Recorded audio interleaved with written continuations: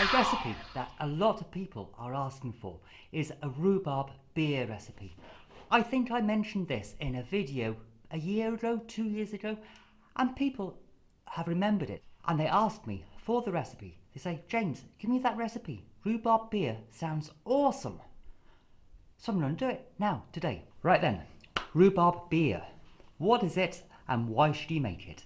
It is a delightful summer fizzy beer drink. More of a sparkling cordial. It's strong, about 8%, strong for a beer, weak for a wine. It's a good session beer. You can have a few in the afternoon, you can have a few around the barbecue in the evening. And it's not too strong and it's not too weak either. It's a noticeably good drink. It's sweet with that dry, crisp tartness of the rhubarb coming through. And why should you make it and drink it? Because it's really, really good. And it's so simple and quick to make as well. It's fast, it's easy, it's cheap, it's light, it's refreshing, it's tasty, it's thirst quenching. It is one of my all-time favourite drinks to make. Right then, let's get into it. First thing you need to do, go pick yourself 3 kilograms of rhubarb. I want to run through this recipe really quickly because it's such a simple and quick recipe. So I'm not going to faff around. I'm going to make this beer easily, quickly. Chop your rhubarb into chunks. And then throw your chopped rhubarb into a fermentation bucket. Easy as that. And then just throw in 4 kilograms of granulated sugar on top of the rhubarb in your fermentation bucket. On top of your 3 kilos of rhubarb, 4 kilos of granulated sugar, you want to pour over 5 gallons of water. Cold water, tap water, pour it over, good job. 3 kilos of rhubarb, 4 kilos of sugar, 5 gallons of water. Simple to remember, easy. Give this a good stir, and now we need to add some yeast. Red yeast works really well, and so does a general purpose wine or beer yeast. Use whatever you have at hand. It doesn't really matter, it won't really influence the end result. Champagne yeast definitely would be awesome.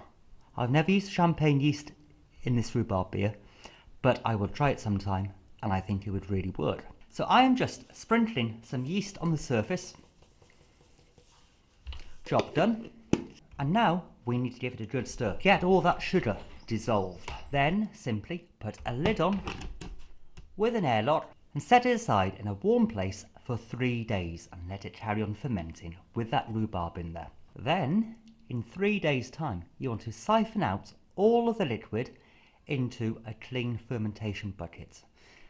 You can use the rhubarb in a crumble and then carry on fermenting the juice, the liquid you've extracted from the rhubarb, for another 3 days or so. You want to keep it fermenting until the specific gravity is just under 1.000 or below.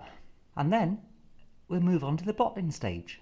And I've actually filmed the bottling stage before I made this beer because I bottled a previous batch I made last weekend. So I'm going to show you what I've just done now in the future. I think you're going to enjoy it. Hello and welcome back. It's time to bottle the rhubarb beer. It has been fermenting for 5-7 days now. It's looking really good. The hydrometer level has dropped right the way down and there's no more sugar left. The hydrometer is reading at just under 1.000, so it's good to bottle. When you come to bottle your rhubarb beer, it's always good to use either swing top bottles or beer bottles with the crown caps on. You don't want to be using wine bottles because the pressure will build up. This is a beer, this is not a wine. There will be some fermentation taking place in the bottle to give it that carbonation, give it that fizz, make it awesomely beer-like. And to bottle it, really simple, you just need your siphon tube and siphon it into your bottles. Fantastic. Right then, let's get on with it.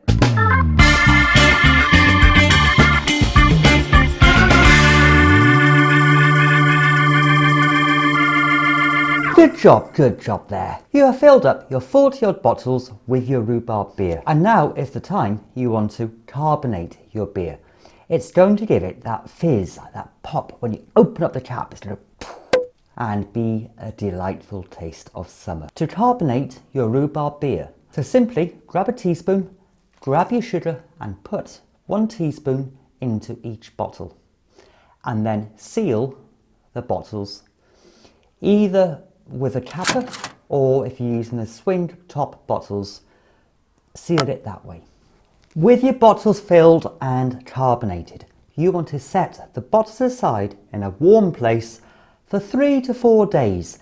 This will give the yeast that's left in the bottles a chance to digest that sugar and carbonate your rhubarb beer. Then 3-4 days time, pour a glass, test that carbonation, test the flavour. If it's fizzy enough, you want to put the beer in the fridge, which will halt the fermentation process. You don't want an overly fizzy, overly carbonated beer. Shouldn't happen, but if you do add slightly more sugar, as in a bigger teaspoon than a level teaspoon, it can happen. It can erupt, it can hit the ceiling and make a great mess. So be warned. This time of year as well is a great time to be making the most of the nettles that are abundant across the country and the world. Nettle beer is fantastic, and if you enjoy this rhubarb beer, you may want to think about making nettle beer as well. And if you do, check out this video down below, and there's an in-depth recipe for you to follow. And I will see you all really soon, and have fun now.